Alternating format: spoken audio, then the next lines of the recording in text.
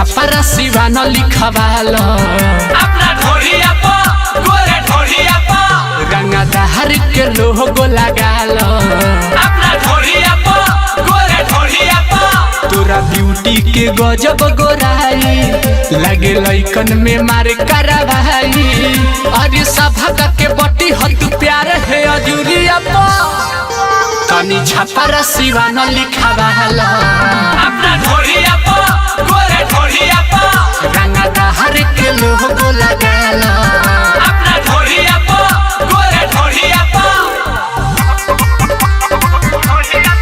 Mixed by Sakshi Recording Studio.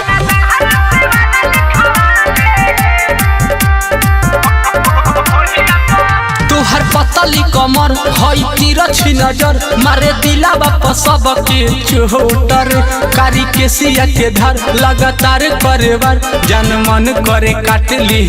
ओठरे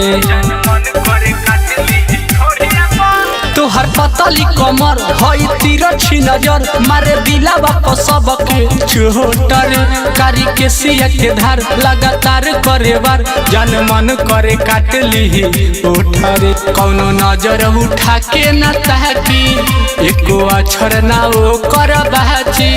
चल खेला शुरू कइल जाओ बोरिया पा तनी छापरा सिवान लिखवालो अपना ढोलिया पा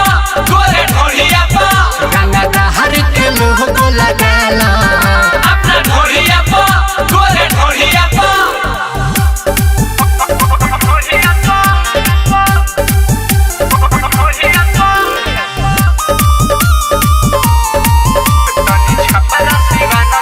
Music by Kundan.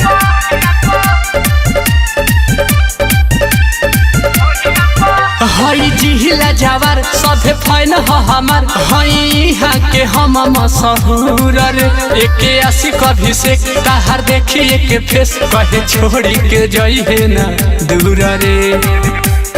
ए जान सुना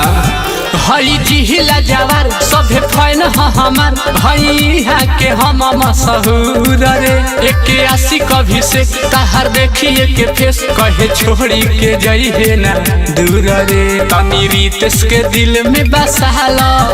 अपना सीना से सीना सटालो तारा फिदा बानी सोरा के उमिरिया पा तनी छापरा सिवान लिखवालो अपना ढोलिया पा गोरे ढोलिया पा गंगा दहर के लोगो लगालो अपना ढोलिया पा गोरे ढोलिया पा Mixed by Sakshi Recording Studio.